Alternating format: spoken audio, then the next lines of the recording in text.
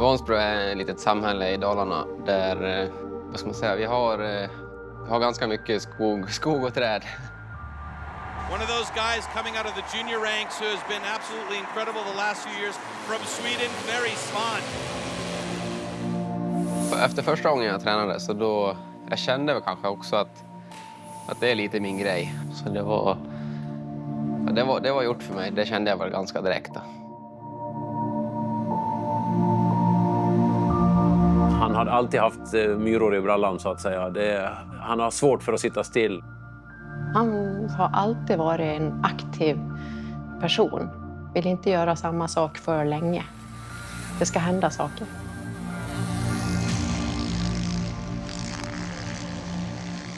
Ja, men där var han målmedveten och visste vad han ville från början. Det syntes. Man behöver veta, man behöver ha hur mycket vill du? Hur mycket vill du vinna det här? Du måste vara beredd att offra saker. Och så vill han ju absolut till den högsta toppen, men det är extremt tufft i toppen där. The new individual world champion. Då ringde det på telefonen och hej, det är Ferry. Jag har bestämt mig nu, jag ska bli bäst i världen på timbersport. Vill du hjälpa mig? Nej, men Steel Timbersport-VM är den största höjdpunkten på året. Att det är det här alla tränar för. Ta press på sig själv, det gör vi nog allihop. Det är nog det som är kanske det svåraste att handskas med. Jag tror att Sveriges mål är att vinna individuella världsmästerskapen, ja. Jag sa till min fru att han kan vinna det här. Han kan vinna det här. What an incredible time from the Swede. Oh my goodness. This kid is on fire.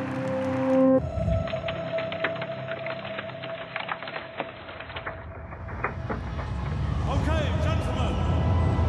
All right, here we go. The individual world championship 2019 here in Prague in the Czech Republic at the Industrial Palace begins now.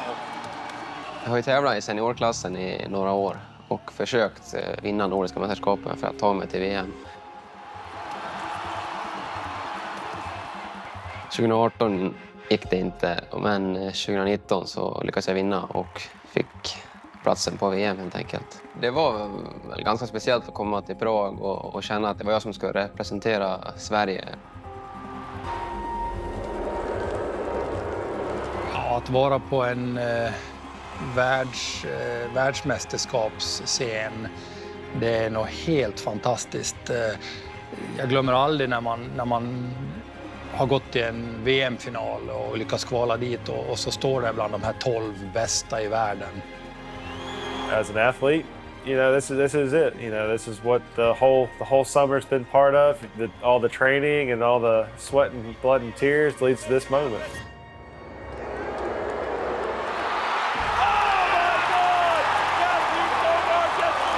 Det är väldigt kul när man står på scen, på en timbersportscen och tävlar för publik. You got all these different countries here at the competition that I'd only get to see once or twice a year. It's a super fierce competition and one that we all want to win. Oh, he's got it! He's got it! You are looking at the new world champion from Australia. Och står bakom scen och ska göra entré upp och bli presenterad på scenen. Du kanske har 5-6 tusen personer i publiken som tjoar och stimmar. Walking into the arena and when the crowds just start cheering and standing up, it gives you goose pimples and just makes you feel all tingly. It's a great feeling, yeah. Big shows, big crowds, everything is perfect. There's no other feeling like it, like you get the goosebumps because everybody's cheering for you, and then your heart starts fluttering a little bit because you're like, oh, all right, here we are. We got a lot of support. Så det är ju som Ferry älskade, det är fart och fläkt och det är nära till publik. Det är som en gladiator. Det är jäkligt häftigt. Det går inte att beskriva nästan vilken känsla det är. Det var helt magiskt. Såna starka känslor. Jag tror inte jag har varit på någon sån där det var det här trycket. If you're not nervous at this level, then you probably don't have a pulse. It's hard to describe what it's like to get out there and have that pressure and be able to come through against that pressure and perform to your optimal. Ja, man blir ju liksom lite pirrig när man kliver in där. Det blir man ju, men samtidigt blir man väldigt taggad och liksom fokuserad på att snart ska man resa. Så att det är ju där man vill vara, helt klart. Så jag vet vad grabbarna går igenom när de står där och ska göra det. Så att man bara gläds med dem, helt klart. Och det är en härlig känsla. Just gives you a lot of pride. And I enjoy those moments. It's great to get out and wave the flag and wave to the spectators. And then look forward to the competition.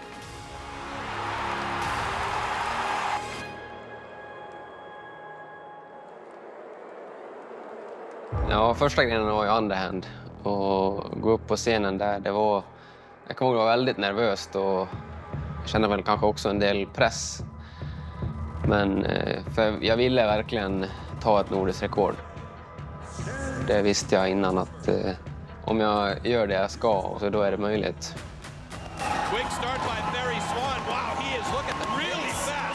Så det var en väldigt bra start. Så då tänkte jag skulle försöka göra alla andra grejer med det liksom tankesätt.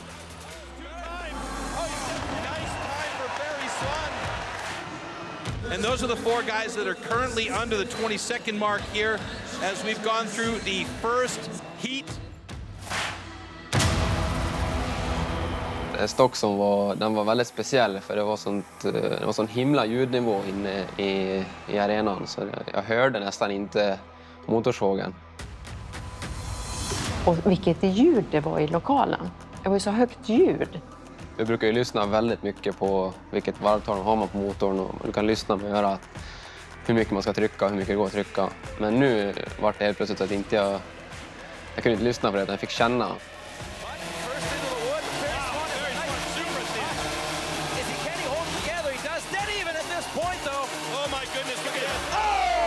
Jag kände vid ett tillfälle att jag tryckte lite för hårt, så jag nästan stanna motorsågen helt enkelt. Så jag hade kunnat gjort en lite bättre tid, det hade jag kunnat gjort.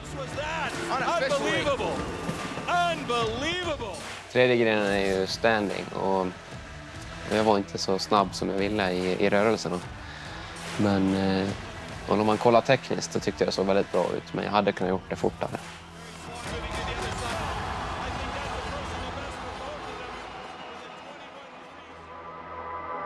Det är liksom det första grundmålet, eller delmålet, att köra nästa omgång.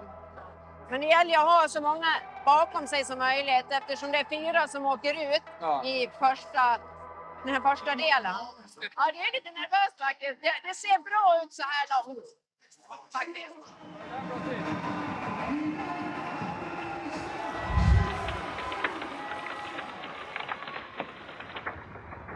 Jag heter Ferry Svan, kommer från Vansbro, Sverige, och jag är en timbersportatlet. Ja, Vansbro, det är ju där jag är uppväxt. Här känner man till varenda väg nästan, det är inte så stort.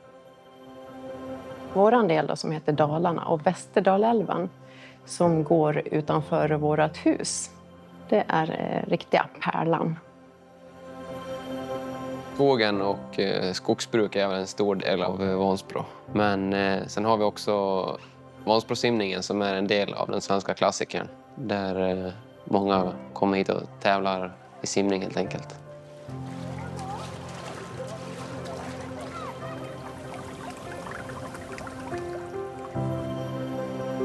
Jag tycker jag har haft en väldigt bra uppväxt. Jag har varit väldigt aktiva i sport och tävlat mycket. Det har vi alltid gjort. Vi har alltid tävlat och jag har alltid gått igång på tävling. Det är det som har varit min grej hela tiden. Att vara Ferrys mamma, det är att vara beredd, för det händer alltid saker. Då ville han göra allt möjligt samtidigt. Han ville köra borrmaskin, han ville köra cykel, rullskridskor, bygga koja. En aktiv person. Jag sa åt pappa han skulle ta tid när jag skulle göra det. Han skulle ta tid när jag gör det här. Och allting handlar om tiden och klockan. Och så ska man göra det snabbare och snabbare hela tiden. Så det är väl egentligen... Ja, det är väl egentligen så vi har växt upp med tävling och mycket tävling helt enkelt. Ferrys uppväxt ser ut som att den hänger i fast han blir över 20 år. Ferry älskar ju att tävla. Han har ju varit tävlingsmänniska sedan han var 3 år typ och ville att vi skulle ta tid på honom när han sprang runt huset och sådär. Han är stark, både fysiskt och psykiskt. Och han är jättesnäll. En stor styrka ibland, men till och med en svaghet några gånger. Ja, jag har hållit på med en hel del andra idrotter, både skidåkning och motocross på hög ungdomsnivå kan man säga. Det är klart att våra liv har påverkats väldigt mycket av våra barns idrottande. Nej, men jag har alltid supportat båda våra barn.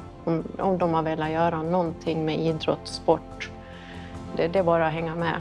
Hans stora syster Julia åkte ju längdskidor under ganska många år och varje helg, hela vintern så var vi ute på tävlingar. Och då fick ju Ferry stå lite i bakgrunden. Sen blev det han med motocross och då var det på sommaren. Så då var det kombinerat alla helger, både sommar och vinter var uppbokade för tävlingar med våra barn. Jag åkte ju skidor och tävlade hela högstadiet. Och jag tyckte väl att jag tränade väldigt mycket då och funderade på om jag skulle söka skidgymnasium. Men jag kände att för att bli ännu bättre i skidåkning så behöver jag träna jättemycket mer och lägga ner väldigt mycket mer tid. Och där och då så kände jag inte att det var inte det jag ville göra. Jag ville inte lägga alla de timmarna på så mycket hård träning redan då. Då ville jag göra någonting annat ett tag. När Ferry valde att inte fortsätta med sin längdsatsning så tyckte jag faktiskt nästan det var skönt. För jag förstod vilket tryck han skulle ha på sina axlar om man skulle försöka leva upp till mina resultat och det som jag själv hade gjort. When Ferry stayed with me for a month, I was questioning him how to get in timber sports, and then he sort of let a few things slip that his dad was a Olympic gold medalist, and I was like, why didn't you tell me this, man? This is cool, This is Gunde Svan of Sweden. He has the face of an older boy and the legs of a speed skater. He's very strong and already has a bronze medal in the 30 kilometers in these Olympics. Min största succé, och kanske också den första, det var väl från olympiaden i Sarajevo. Då det blev medalj på alla sträckorna jag åkte, varav 2 guld också. För min del så kändes det ganska skönt att han valde en helt annan sport så att inte han behövde ha pressen även från mig. Han lägger nog mycket press på sig själv och den räcker.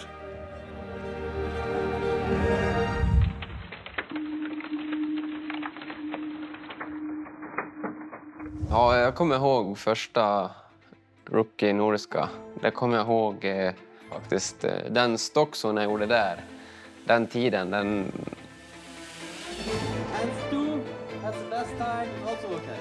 Det tog lång tid att slå personligt rekord i Stockso. Ja, jag var väldigt nöjd med den tiden i 2014. Sen jag kommer ihåg också att standingen var väldigt ny för mig 2014. Jag hade inte tränat jättemycket standing.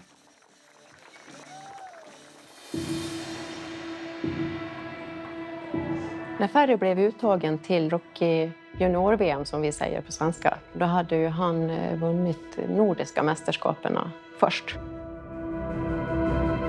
2016 fick jag absolut inte reda på att jag hade gått vidare till Rookie-VM efter tävlingen. Så det var ingenting jag räknade med heller, utan jag blev väldigt förvånad när Jari från Stil ringde och sa att jag skulle få åka på Rookie-VM. Jag kommer ihåg väldigt tydligt att jag funderade ens på om jag skulle åka dit. Jag funderade om jag skulle tacka nej för att träna ännu hårdare till nästa säsong och komma till Rookie-VM 2018 istället. Men sen tänkte jag att jag har ändå fått chansen, så det är väl lika bra att köra. På den tiden var det, man fick bara tävla på Rookie-VM en gång. Sen fick man inte vara med mer. Så var reglerna då, en gång då. Jag bestämde mig väl en tid innan junior-VM att sluta jobba och börja träna. Och Ferry tränade ett halvår stenhårt för vi visste att han var uttagen till junior-VM. Men vi visste ju inte jättemycket om teknik, men vi hade ju Hans-Ove, alltså landslagsledaren. Jag heter Hans-Ove Hansson och jag är involverad i mycket som har med timbersport att göra, men jag är också lärare på Älvdalens utbildningscentrum. En lagledare är väl ser till så att laget är det bästa på tävlingar och även coachar också. Så jag försöker att lära mina adepter så mycket som möjligt och de kan väldigt mycket redan, men jag försöker att vara tränare och coach och kompis och lagledare samtidigt. När jag packat och skulle åka till Hamburg, det var min första internationella tävling. Det var väldigt nervöst men väldigt roligt och spännande att få tävla utomlands och tävla mot sådana som jag aldrig har varken sett eller träffat förut. Så det var en spännande upplevelse. Ja, det var ju en enorm upplevelse när vi fick följa med till Rookie-VM och vi hade ju väldigt dåligt koll på hur högt ribban låg egentligen. Vad var det som krävdes egentligen? Men samtidigt så kände vi också att den förmodligen låg väldigt, väldigt högt med tanke på Australien och Nya Zeeland, USA och Kanada som var stora sporter.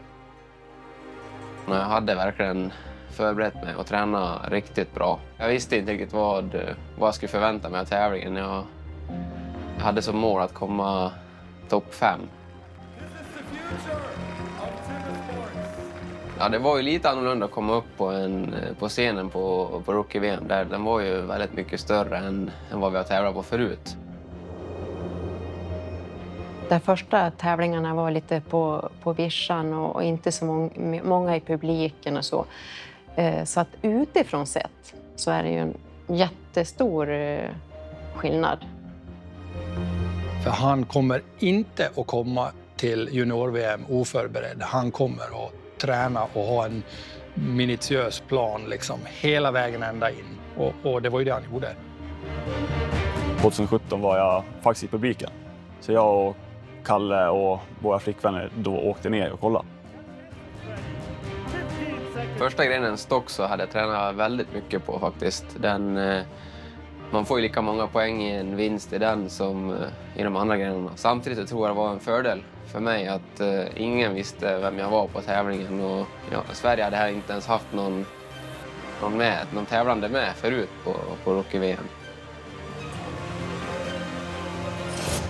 Wow, great time by Svan, 11:32, fantastic.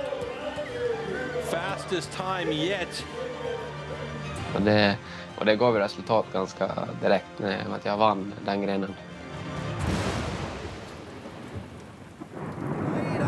Leider haben wir eine Unwetterwarnung und im Interesse aller würden wir euch jetzt gerne bitten, das Gelände zu verlassen. Så vi fick avbryta tävlingen och fortsätta nästa dag. Och det var ju väldigt nervöst i och med att jag ledde ju tävlingen där och kanske till och med lite svårt att sova på natten för att det var fortfarande nervöst. Så det var väl en tankeställare åt de andra att de kanske skulle få lov att kämpa rejält för att komma upp i poängen.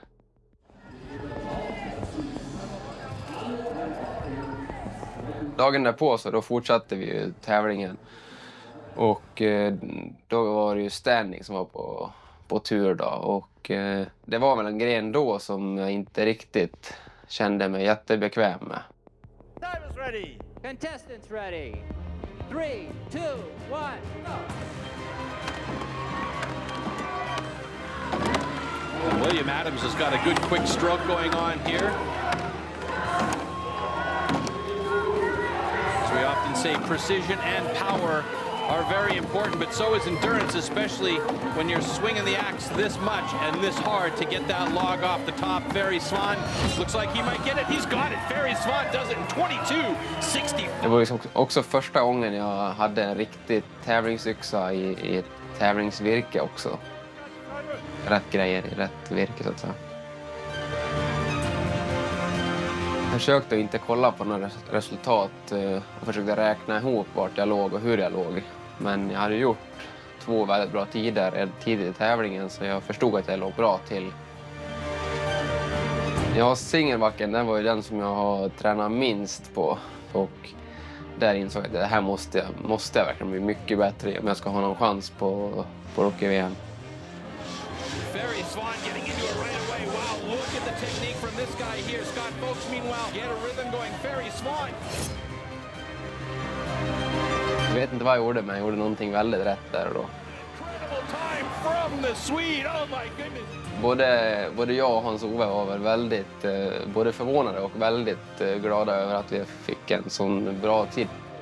För jag har aldrig gjort en så bra tid innan det där. När jag kollar på filmerna igen så om man lyssnar så hör man Hans-Ove hur han skriker och hejar på under tiden jag såg. Han såg väl redan att det här kommer bli bra.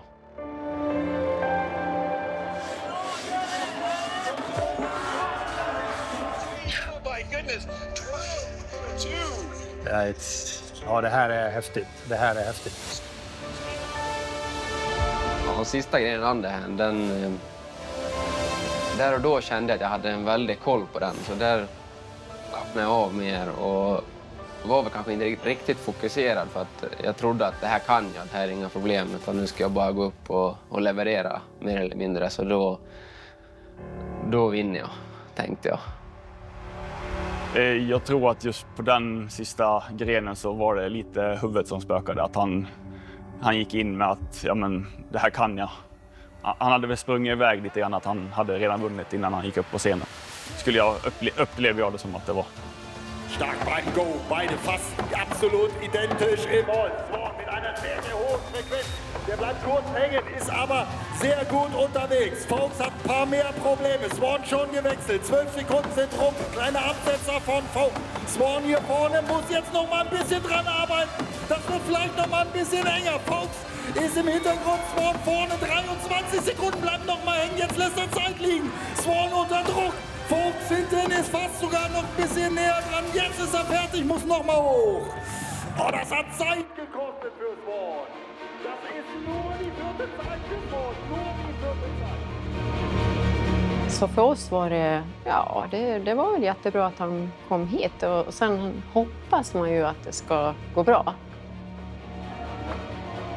Vi började väl räkna poäng i alla fall och kommer fram till ganska snart att det skulle gå ändå. Men det var väl lite nervösa minuter där.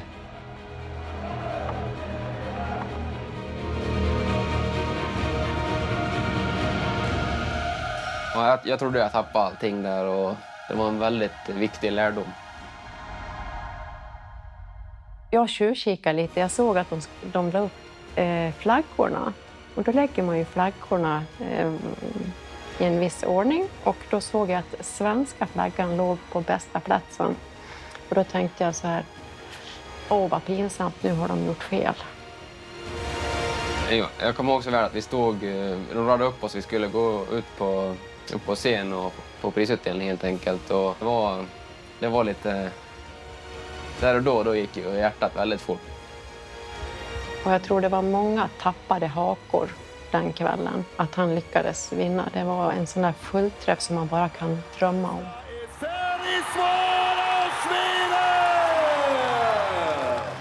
Undrar om Ferry visste att han hade vunnit. Det måste han väl ha vetat. Jag trodde inte att det skulle gå så bra. Jag trodde att han skulle, pallen absolut, han skulle komma på pallen. Men att vinna var lite ett steg för långt, trodde jag. Jag tyckte det var sjukt roligt att han vann. Att han kunde slå alla kanadensare och de som är bäst i världen. Det var coolt. Det är fantastiskt att ha varit med om det när Ferry vann junior-VM här. För att jag tror ingen förväntar sig det. Utan det var ju en skräll. Han chockade ju världen där och vann. Det är så osannolikt. Det är lite som att någon från Hawaii eller Afrika skulle vinna längdskid-VM. Han skulle dit för att se var ligger ribban. Sen att han får till det och håller ihop det. Det var stort. Där och då så tänkte inte jag på framtiden, utan vi var så glada för Ferrys skull. Det är svårt att beskriva. Jag har ju själv stått och vunnit VM.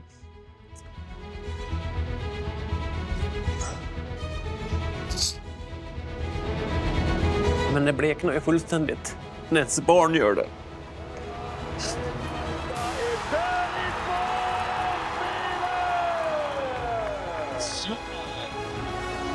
Helt otroligt. Vilken dag det var. Jag blev alldeles tårögd.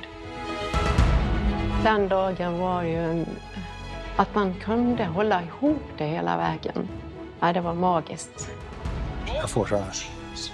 Lugga där. Titta. Just couldn't find the rhythm off the top, and Ferry Swan was quick to get there.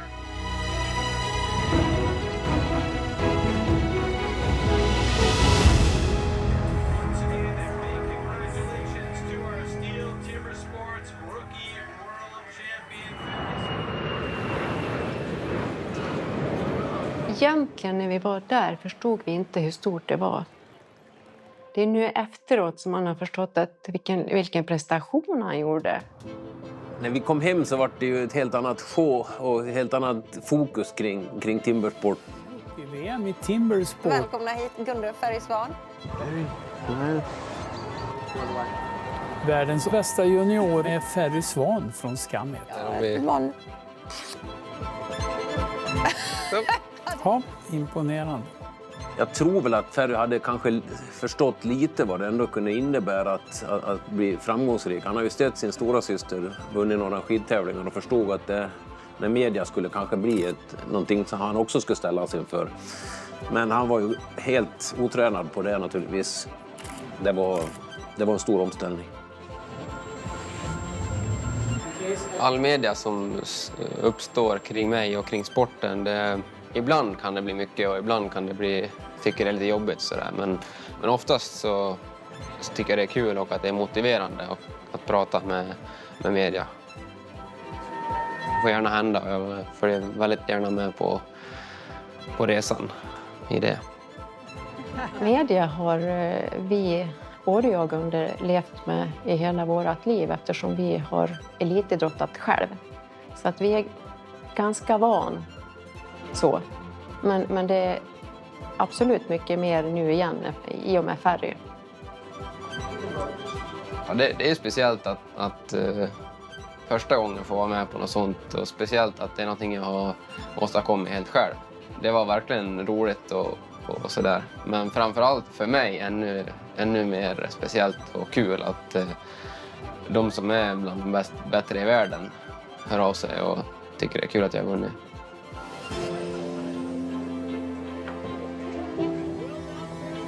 Vi var redan redo där.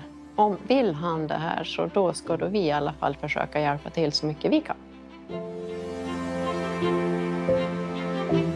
Ja, hela Rookie-VM var ju en väldig... Resultatet kom ju som en väldig chock. Ingen hade ju räknat med det, inte ens jag. Så jag tror Hans-Ove tyckte det var väldigt kul, bara dels för sporten men också för att vi visar alla att det går att bli bra om man tränar hårt. He is a world champion in the rookie competition. And of course, there is so much more that's going to be happening with this man.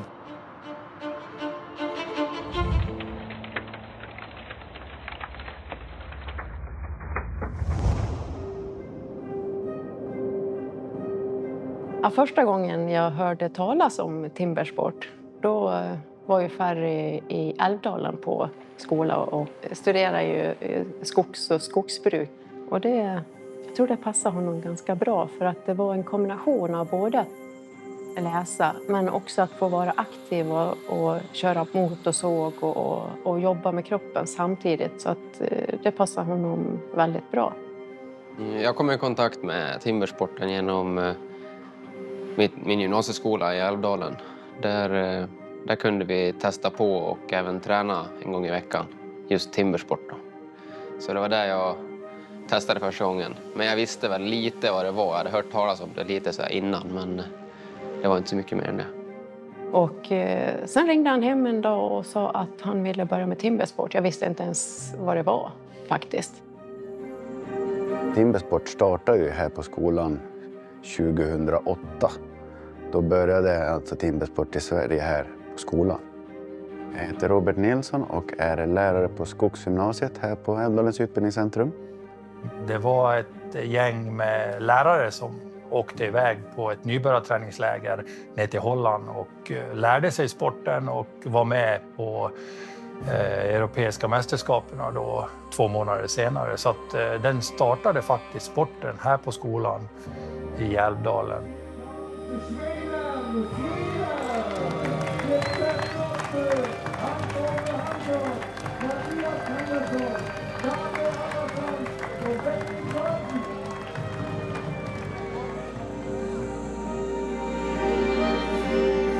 Ja, skoltiden i Älvdalen, den var väldigt lärorik. Jag lärde mig väldigt mycket om skogsbruk och skogsmaskiner som inriktningen jag gick på. Men jag kommer väl också ihåg att man är väl, vad ska man säga, man är lite tonårslat. Så man var inte jättepigg på att göra jättemycket grejer efter skoltid och sådär kanske.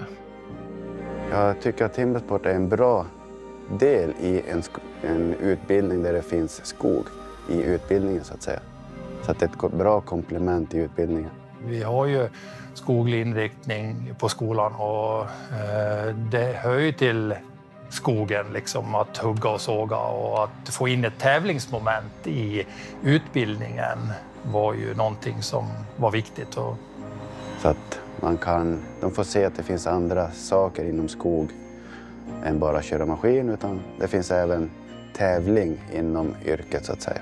Sen är jag väldigt mycket skogs- och naturmänniska och gillar att vara ute i skogen också, så det var liksom perfekt match.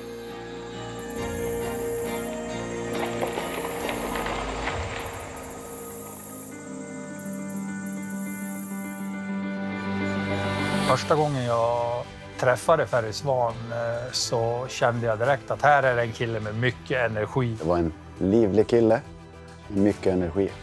Målinriktad, vill väldigt mycket. Han syntes mer för han ville alltid ha någonting att göra. Han ville ju så mycket som man fick ju hålla tillbaks han ibland och bromsa han och förklara liksom att först måste vi lära oss det här innan vi kan lära oss det här. Liksom. Han ville kunna allting på en gång. Och det är ju fantastiskt att ha en sån elev som vill så mycket. Efter första gången jag tränade så då jag kände väl kanske också att det är lite min grej. Att kombinera en sport med mitt skogsintresse också. Det var gjort för mig, det kände jag väl ganska direkt. Ja, han ville sätta sig in i saker och ting och förstå. Och han ville lära sig bli bra. Han lämnade ju ingenting åt slumpen när vi tränade. Han frågade frågor som ingen annan hade frågat tidigare och funderingar och tankar runt sporten. Så det var ju unikt för han. Timbersport här på skolan och Hans-Ove har absolut haft en påverkan på Ferrys utveckling inom timbersport. Jag tror att det här är ett viktigt val som eleverna kan göra när de väljer den här Steel Timbersports-utbildningen som de gör.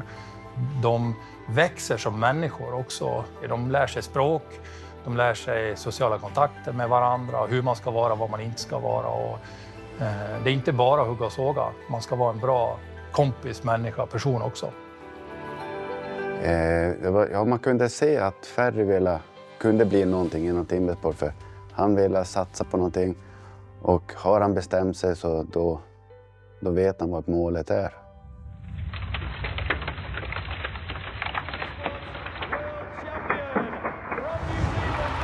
De största skillnaderna att tävla som rookie eller som pro, det är ju helt klart att de är ju pro-atleter. De är ju duktigare, de har ju hållit på längre, de har erfarenhet. De kan de här små kneperna.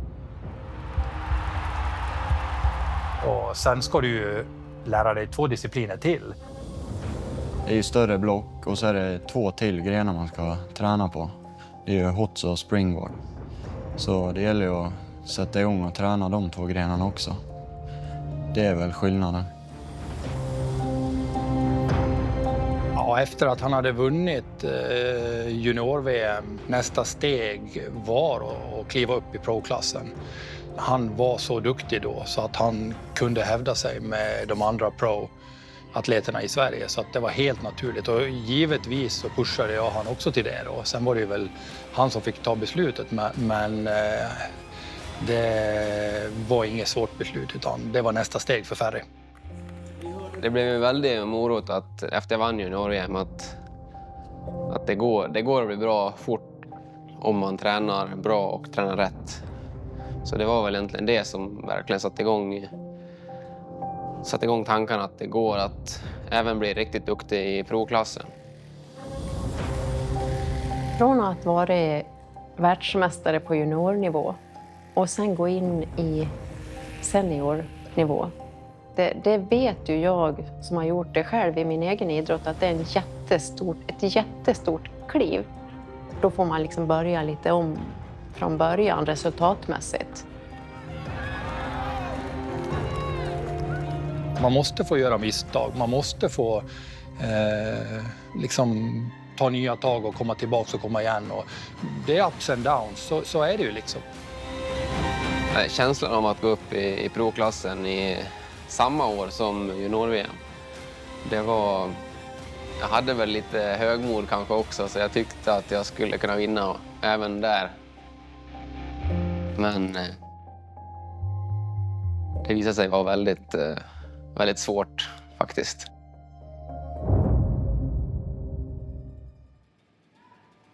Inför Champions Trophy i Marseille så jag kommer ihåg att jag tränade väldigt mycket på själva trophy-racet. För jag kände att det var väldigt nytt för mig fortfarande. Att Ferry fick möjligheten att komma med till trophyn.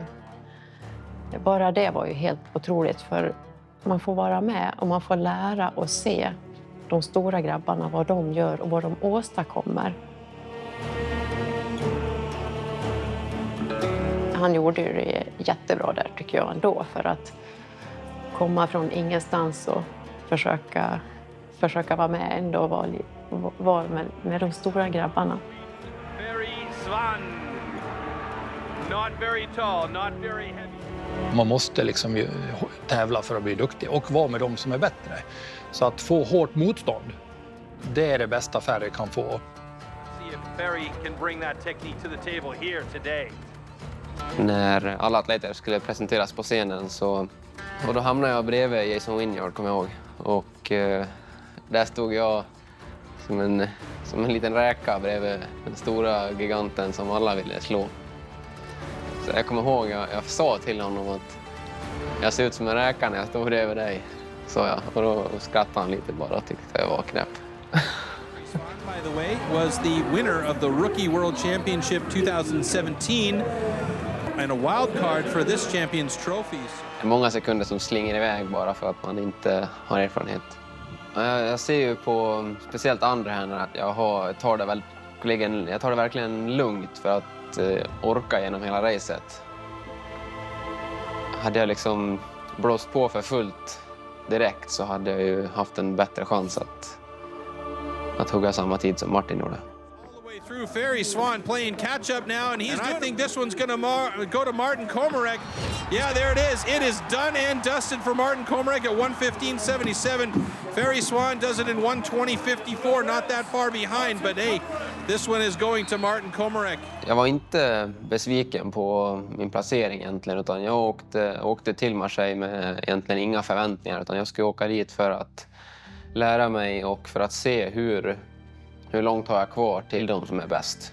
Och ja, jag såg där och då att det var en bit kvar, men jag såg också att det var möjligt. Det är absolut möjligt att vara bland de bästa. Det kommer jag ihåg att jag tänkte när jag åkte hem. Att om jag får träna lite till så då ska de få sig en match. Vi har ju en bra bit kvar dit, men han har ju tagit stora steg varje år. Men utvecklingen går ju inte som den gjorde vid Rookie-VM, utan nu börjar den ju plana ut och det var ju konstigt annars. European Trophy i Polen, den kommer jag ihåg den väldigt väl. Jag åkte dit med en känsla att nu har jag fått lite mer erfarenhet och nu kan jag väl förvänta mig lite mer av mig själv, att jag borde kunna hålla ihop det bättre. Tror man att man kan någonting i stil timbersport så åker man fort ner på jorden. Det kan vara så. Men jag kommer ihåg sista racet mot Paolo Vicenzi.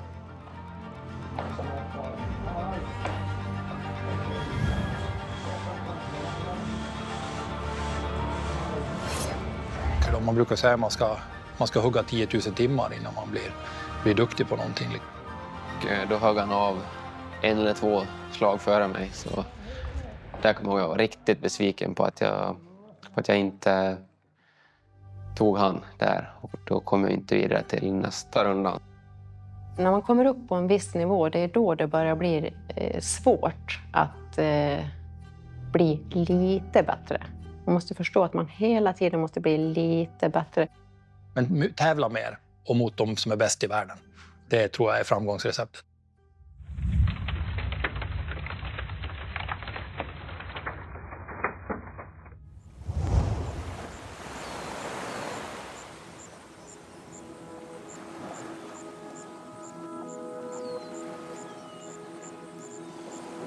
Framgångspyramiden som jag har haft med mig under hela min karriär så är det ett sätt att förklara för normala människor som inte håller på med elitidrott så hur man kanske kan tänka för att nå sina mål.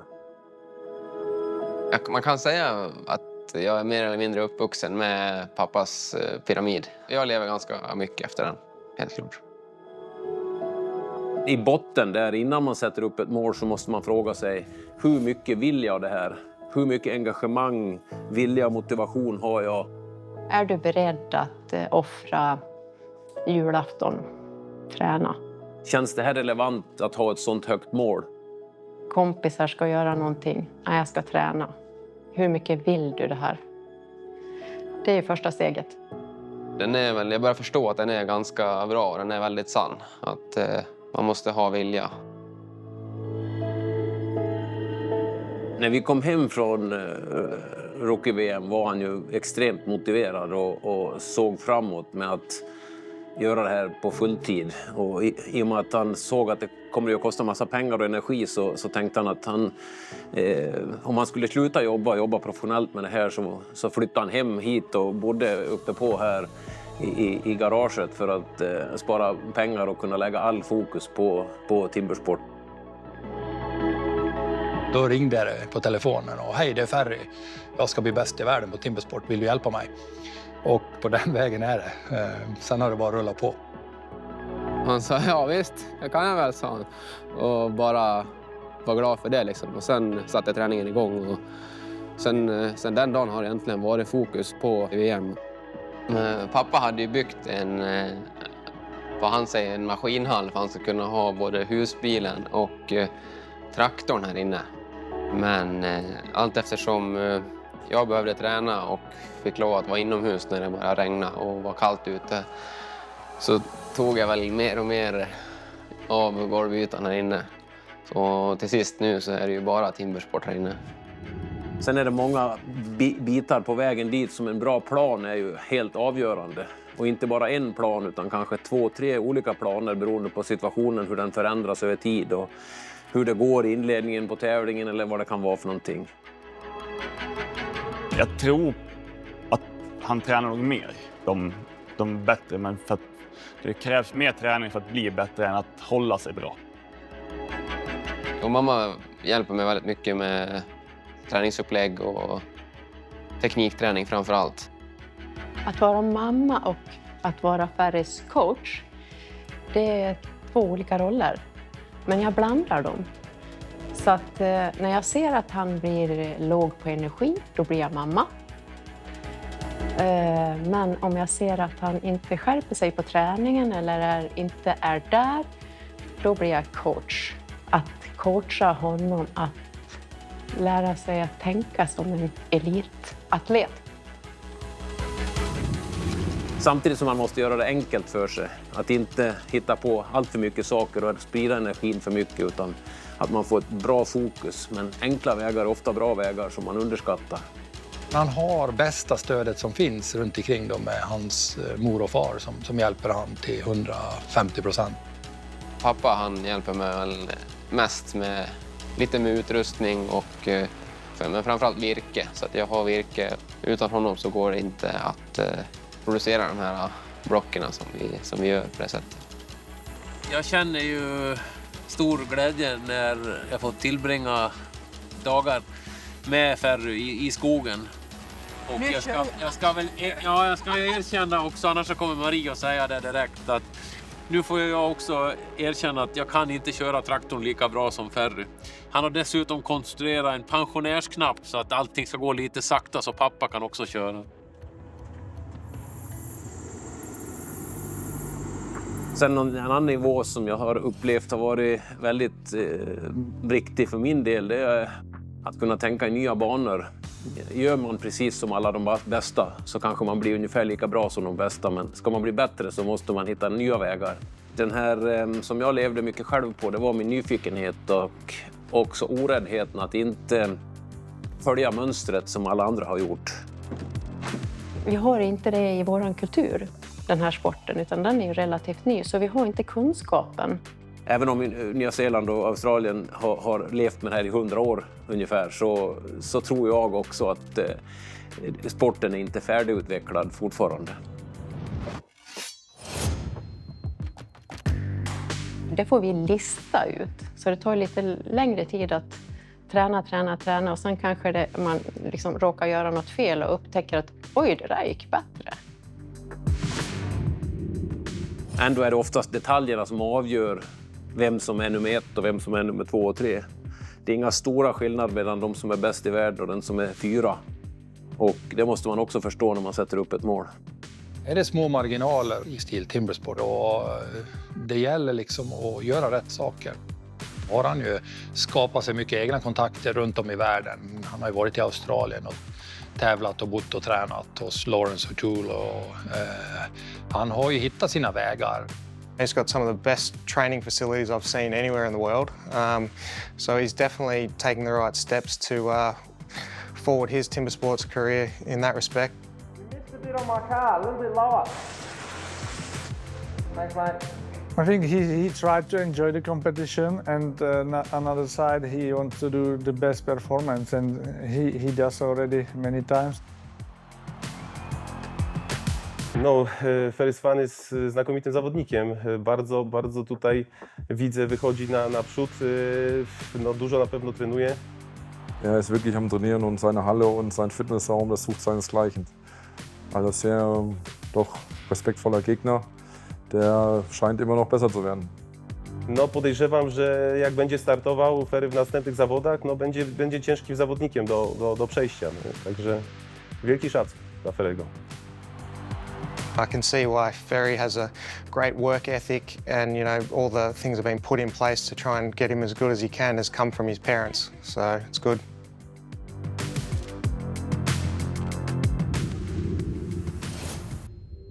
Jag tror väl att Ferry skulle ha varit framgångsrik utan våran hjälp också, men jag tror att vi har nog hjälpt honom att skynda på den processen lite. Man vill ju liksom sina barn, det är ju jätteroligt när de lyckas liksom. Det är ju roligare att uppleva glädjen genom sina barn. Jag tror inte att det hade spelat någon roll vad han hade kommit med för förslag faktiskt. Så nej, jag hade supportat vad det hade varit han hade velat syssla med. Allt det här förberedelserna som ändå krävs och ja, det är ett ganska stort jobb. Men skulle han säga att nej pappa, nu måste vi steppa upp det här, då ska vi göra det.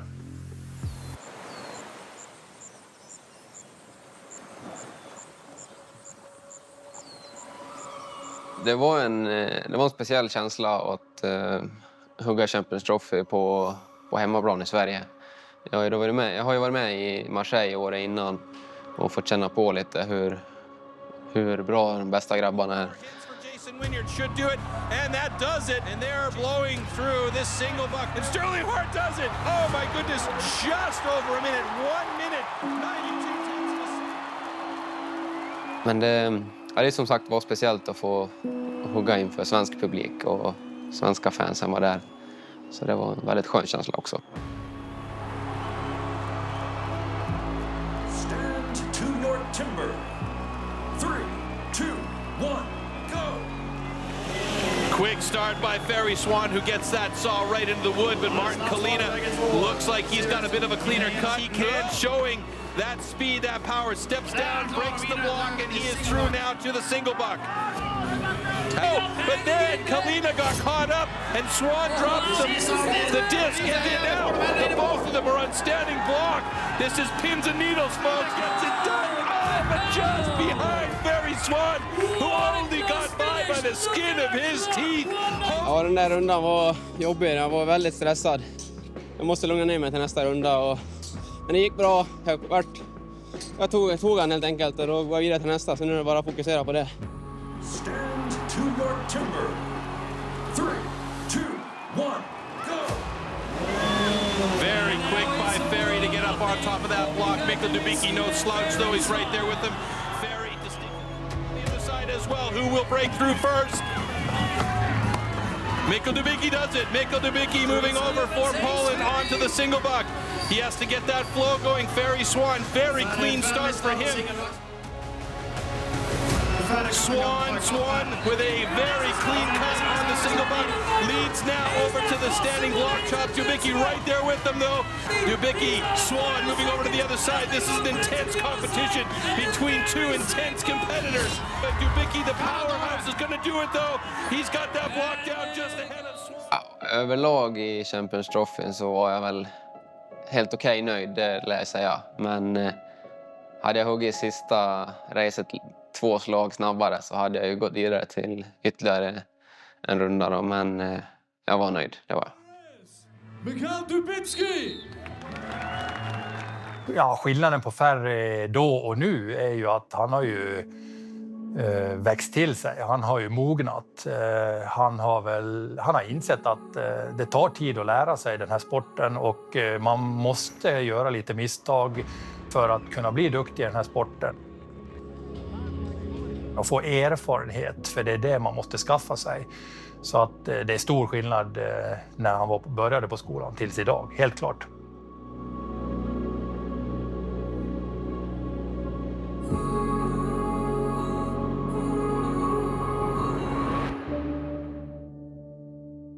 Rookie-VM var ju ett jätteviktigt händelse för Ferrys motivation och så. Men även nordiska mästerskapet 19 var viktigt för honom. 2018 så hade jag egentligen chansen att kunna vinna ett nordiskt mästerskap redan då på seniorsidan. Men i andra grenen så redan där så gjorde jag bort mig lite. Jag diskade mig faktiskt i den här vanliga motorsågsgrenen som egentligen är den enklaste av dem. Så jag varit 4 det nordiska mästerskapet och var fruktansvärt besviken.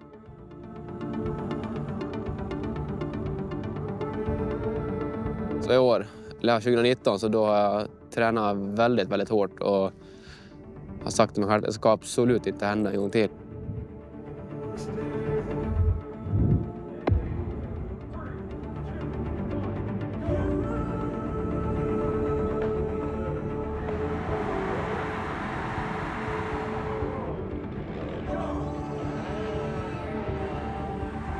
Inför andra rundan så jag tror jag låg bra till. Men man måste ju ändå göra väldigt bra prestationer för att ta sig vidare. Ferry som tävlande på scenen, han är ju fantastiskt fokuserad. Han är ju en tävlingsmänniska ända ut i fingerspetsarna. Han vill ju vinna. Så det är fantastiskt att se han gå in i sin bubbla och göra jobbet, som vi säger. Han vet vad han gör. De blir ju bara bättre och bättre och bättre, de svenska atleterna vi har och Ferry. Så man ser ju det från vi började 2008 tills idag. Så alla är ju mycket, mycket, mycket skickligare och snabbare och har koll på grejerna. Springboarden, det är ju min paradgren. Så där högg jag 1.05 och vann grenen, så det var jag väl helt okej nöjd med.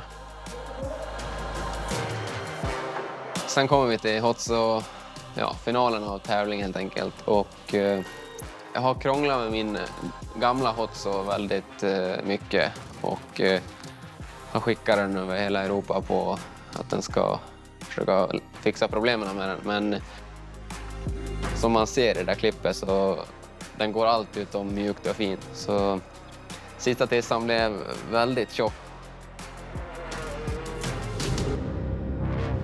Ja, jag hade väldigt kalla fötter. Och jag såg ju när inte sågen skar och gick som den skulle heller, så förstod jag att tiden inte skulle räcka till. Och sen när man tittade på linjen, att inte den var heller absolut säker. Och ja, jag visste ju att det var väldigt, väldigt liten skillnad. Det var riktigt nagelbitare där ett tag. Jag trodde att jag hade blivit diskad, för det var så otroligt lite kvar av linjen. Det var under 1 millimeter, det skulle jag vilja påstå.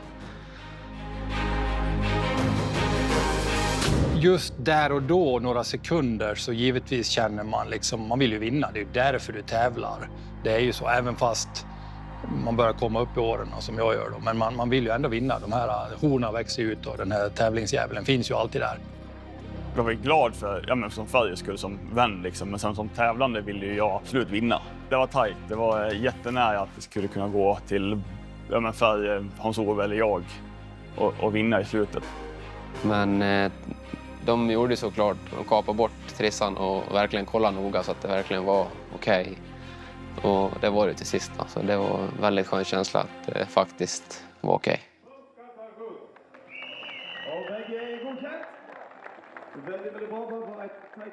Han vet ju inte hur det har gått. Jag har ju fått veta. Och jag är inte den som är den här wow, yeah, liksom, utan jag är ju mer lågmäld och försöker berätta lite för Ferry, lite titta Ferry, titta! Han står bara, han förstår ingenting. Så det tar ett tag innan han förstår att han har vunnit.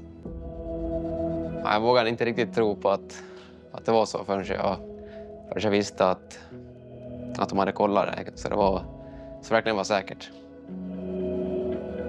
Ja, men när Ferry slog mig i Dölemo på nordiska mästerskapen där, så direkt liksom, bara några sekunder efteråt när jag insåg liksom då, äntligen nu får Ferry chansen och nu kommer han att ta den. Så att det var imponerande det han gjorde, och han höll ihop alla 6 grenarna där och lyckades liksom vinna nordiska. Så det är bra, hatten av. Hans-Ove kom över och han ville att jag skulle kunna såga godkänt så att jag fick vinna. Så han var på min sida därifrån.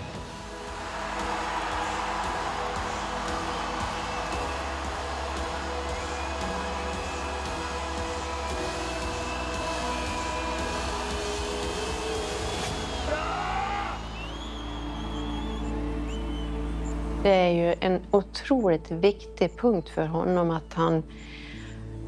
Och jag kan vara med sen i åren. Jag har tagit nästa steg.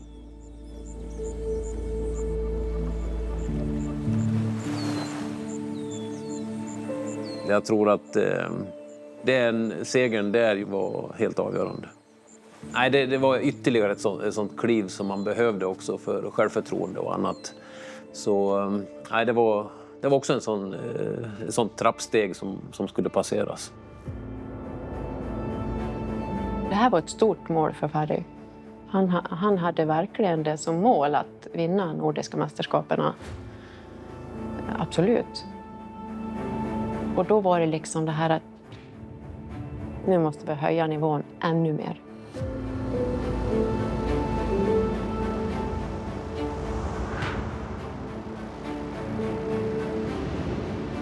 Under VM så lärde vi oss massor. Den största grejen, det tror jag nog var vad viktig hjärnan är. När det börjar gå bra, för det gick ju bra första grenarna för Ferry, väldigt mycket bättre kanske än han själv hade tänkt. Jag har ju siktat på att komma med till Hotson, alltså till finalrundan.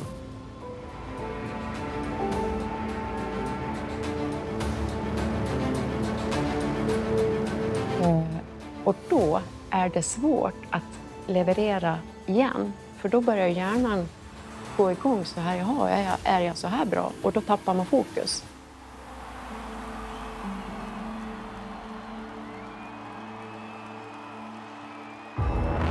As our quality of athletes has continued to increase, we like to add levels of difficulty. We're moving on to Ferry Swan and Christoph Geisler coming up onto the stage. Singelbacken, den är jag verkligen inte nöjd med. Det strular väldigt mycket. Clean start. Oh, Ferry Swan gets hooked up. Christoph Geisler keeping that consistent flow going. He's got it. One gets hooked up. Christoph Geisler keeping that cut, using the entire saw from front to back. Ferry Swan trying to catch up, but Christoph Geisler drops it in a 14.65.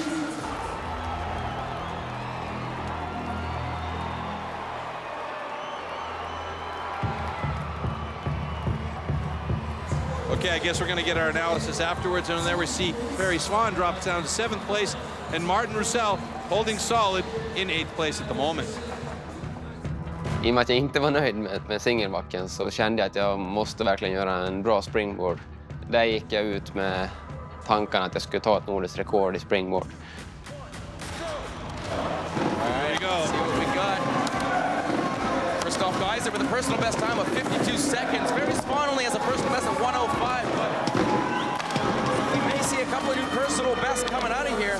The axe up in first. Christoph Geisler hot on his heels though. Ferry Swan up. A beautiful top board. Yeah, he's got himself a nice angle there. He can really put some power to that axe. Ferry turning around at the 57-second mark, but he's got a little bit of homework to do on the back. But you can bet he's trained with this moment right here. Reach up, there it is! There it is. 1:05.24, that's a personal best for Ferry Swan.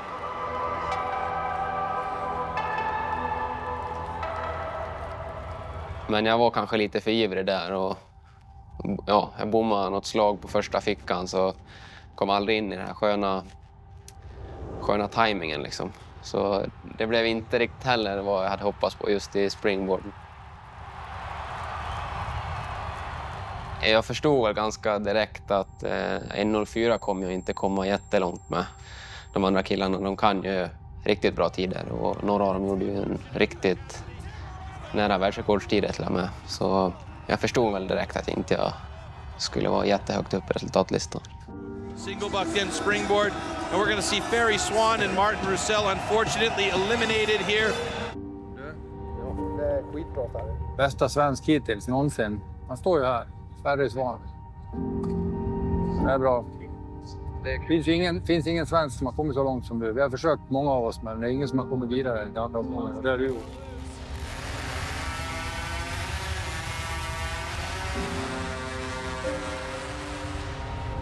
Ja, även fast jag är bästa svensk någonsin på VM så är jag lite besviken i och med att jag misslyckats med de 2 sista grenarna och det gör lite ont.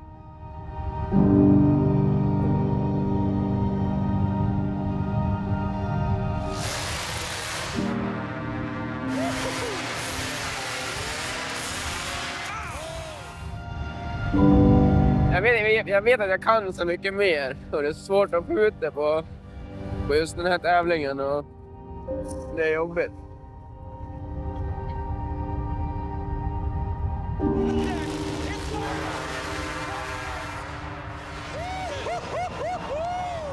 The cut is good. The monkey is off his back. Fast jag tagit mycket personliga rekord och nordiskt rekord, men ja, jag hade kunnat gjort det bättre, det vet jag. Then Ferry Swan from Sweden, who only made a small mistake. Han vill vinna, men ibland måste man vara realist. Så är man första gången på ett VM så kanske inte man vinner direkt. Men man kan ju ha ett längre mål, lite längre bort, som man strävar mot.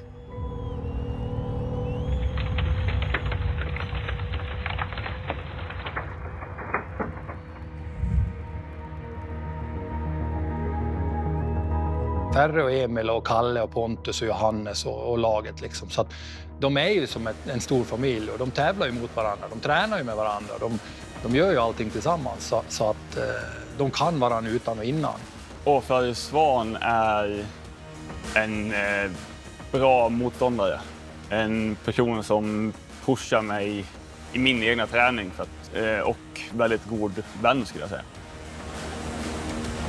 Ferry är en bra kompis och han är ju väldigt bra. Och, ja, det var bra att han började med timbersport för det drog upp tempo på alla oss grabbar och vi har börjat träna mer och det var bra.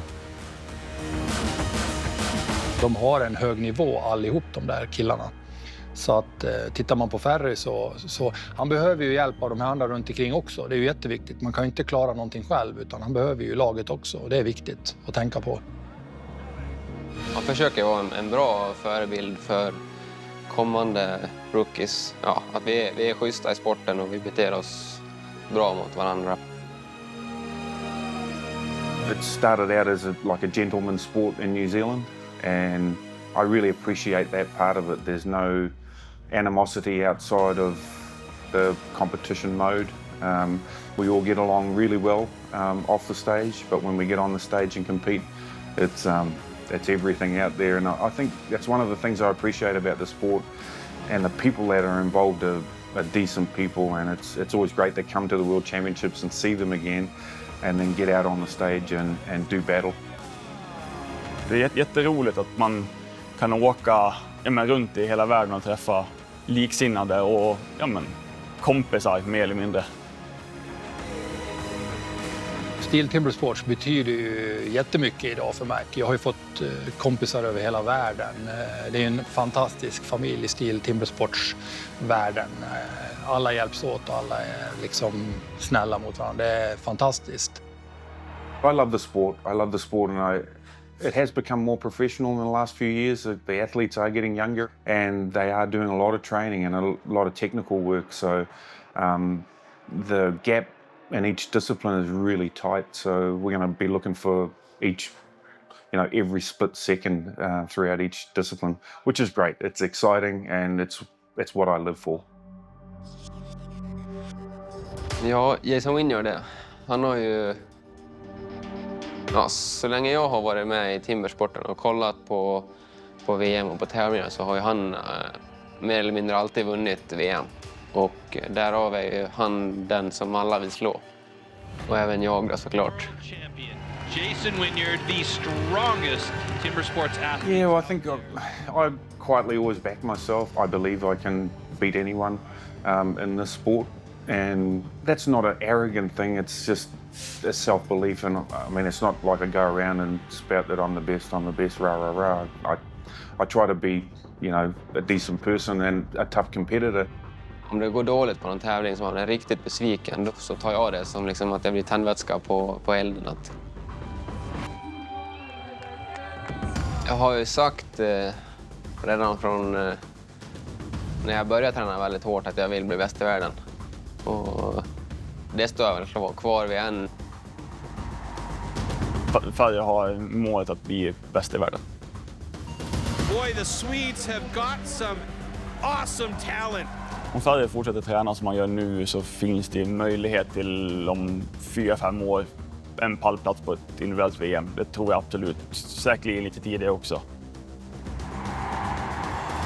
De grabbarna som är bäst idag, de har väldigt mycket erfarenhet och är väldigt skickliga. Att vinna, det kommer krävas mycket. Men jag tror att han har huvudet för det hela och är villig att lägga ner tiden för det. Om man kollar liksom historiskt hur gamla de andra grabbarna är som har vunnit och tagit guld så är de ju absolut över 30. Så jag har ju en del år på mig att skaffa erfarenhet för att ta ett VM-guld i timbersport. Och det är också kanske ett mål i sig att kunna göra någonting som är historiskt bra eller historiskt ihågkommet kanske. Jag har ju absolut några år kvar innan jag är över 30 liksom. Så det låter inte ens omöjligt tycker jag.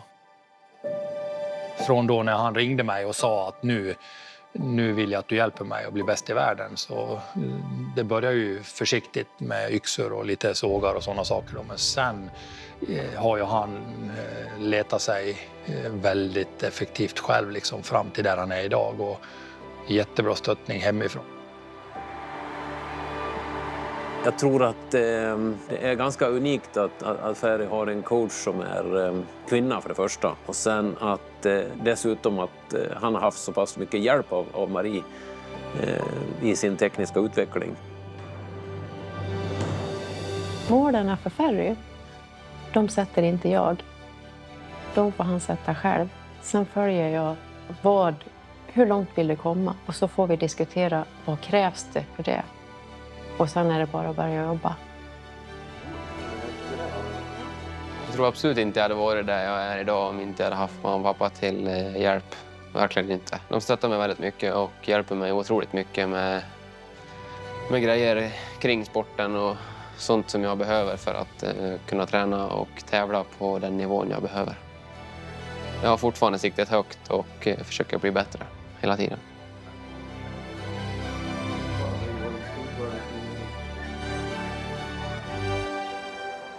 Ja, jag vill påstå att han kommer inte riktigt vara fullständigt nöjd förrän han är bäst. Jag anser att Ferry, vad han än satsar på så kan han bli bra. För han är så målinriktad och fokuserad på det han gör och vill bli bra. Hade han inte valt timbersport eller hade han valt någonting annat så hade han kunnat bli jättebra i det också. Ferrys satsning mot framtiden är ju fantastisk. Han har alla möjligheter i världen att bli duktig. Och han kan bli hur bra som helst. Det hänger på Ferry, helt klart.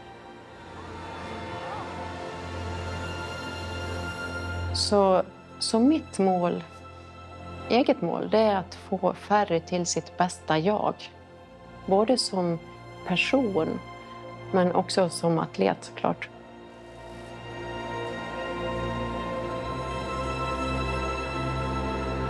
Ja, jag ser med tillförsikt fram emot vad som kommer ske. Och de har nog en plan. Vi har en plan för Ferry så att det tror jag kommer att gå jättebra.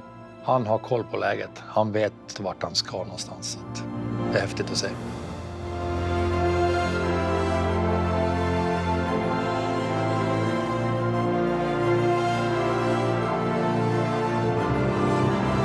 Ferry Swan, great job.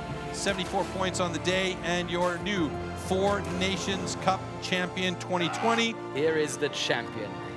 Look at the smile on his face.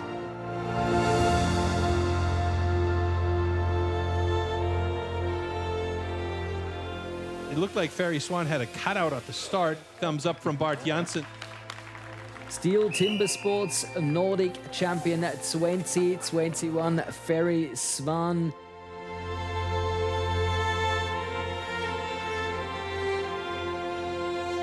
Welcome to the Steel Timber Sports Individual World Championships. Ferry Swan just missing the podium, getting fourth.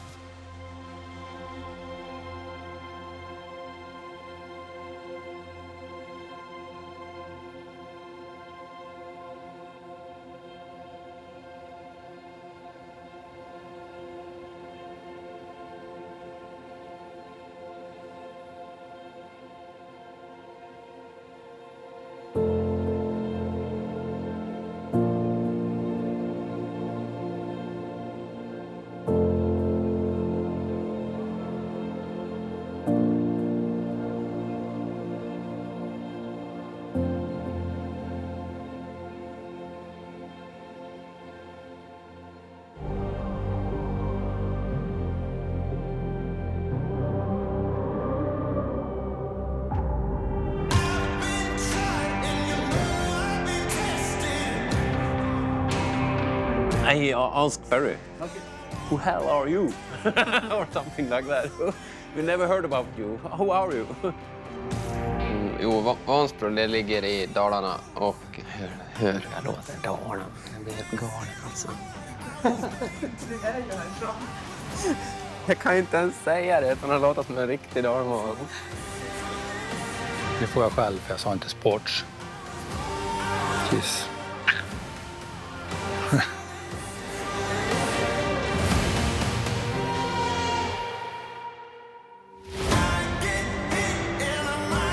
I'm feeling really good. It has been a beautiful day, so thanks for everything.